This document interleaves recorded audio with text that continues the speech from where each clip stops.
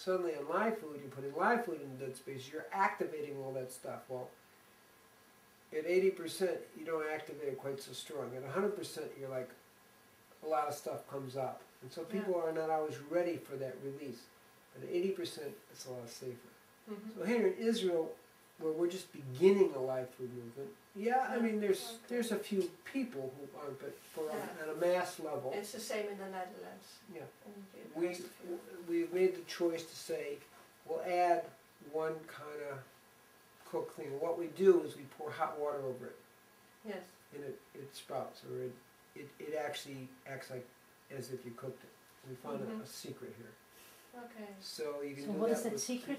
Could you tell us? You put hot, in other words, you don't cook it, but you'll take your traditional grain, let's say millet, or quinoa, you know, and you put hot water over it.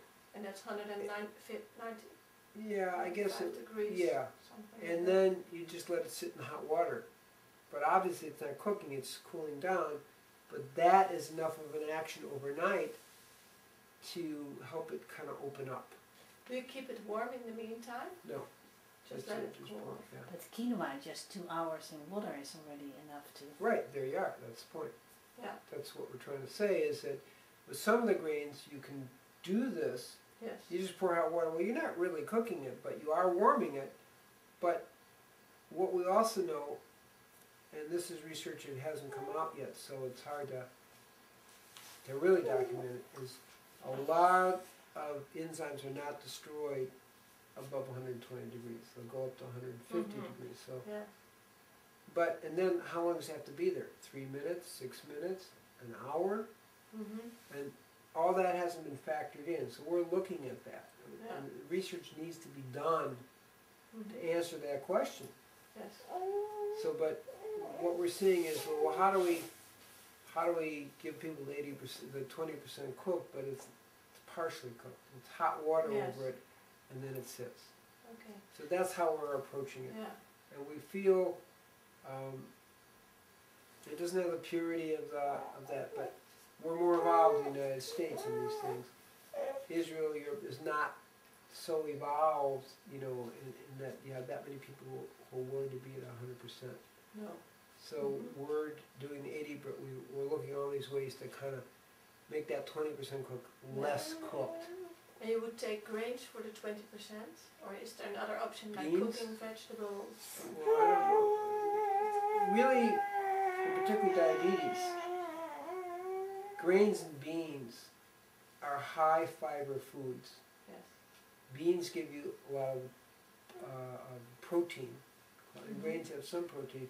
They have the high fiber that seem to be, if you look at indigenous diets, before they ever started getting diabetes, before they put sugar into a diet, that's what they lived on. They didn't have problems. Yeah, and I think grains are very natural to eat because people always ate grains. Well, the original diet didn't have grains.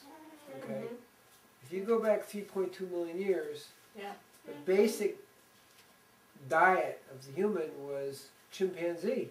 Yes. Nuts, seeds, tubers, you know, leaves, roots, whatever. Insects? Occasional insects, of course, but you know, but primarily, it's going to be your live food diet. Yeah. And it may have been about 8,000 years ago, and we're not positive on the years, that people got the idea of farming and herding. Because herding is a thing that's created meat eating. And so you start growing grains. So we won't go so far as to say it's natural, because I think there's some downsides to grains, but it's still vegan. Yes. There's no death. And for many people, that's a very stable step that allows them at least 80% live foods.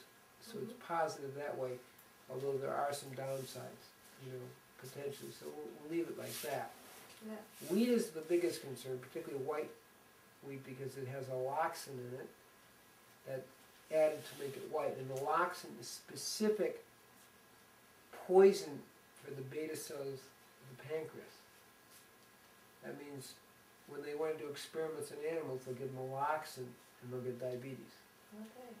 So that's in our white flour. So people should never have that.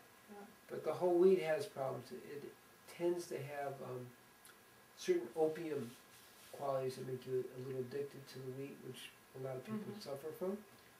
And you were much better off with the millet, buckwheat, quinoa. What do you think of white, brown rye? rice. Rye, because Rye is okay too. it's better than wheat. Better than wheat is how we would put it. Yeah. Okay. It's still a stored grain. Yeah. The non-stored grains are millet, buckwheat, quinoa. Look at quinoa. What was it? Brown rice. And They're non-stored. Kenneth. They're not stored for 3 months. Oh, short of time. Yeah, and there's one other. I can't think of it right now. It's an old wheat. Spelt, she Spelt, says. spelt. Yeah. So those are the ones. Spelt is better than wheat. Yes. Okay. Yes. What do In you terms of this one thing, Yeah. it's not a stored grain. Yeah. So it's not going to have fungus in it. Wheat is going to have fungus in it. Okay. And what do you think of breaking the grains and then mixing with water? Like boetweg, I don't know if you know boetweg, she made boetweg pap. It was called it porridge boetweg. And it was From grain. Germany, Yes. The grain with dried fruits. And I think she's a brilliant person, but I don't like the grains and fruits, yeah. and and she uses the dairy stuff too, Ah, okay. Yeah. with her flax. Mm-hmm. So, but she's brilliant. I don't know if she's still alive, but I don't know. she's really a brilliant chemist and biochemist and physicist and everything. It's hard for me to comment a lot on that because I really don't use grains. Mm-hmm. So it's like that's not part of my life so Yeah. much. We just put it in if people want to do, need to have 20% lye. Beans, grains are pretty much what you're looking at. Okay. Is what we recommend you make your 20% lye.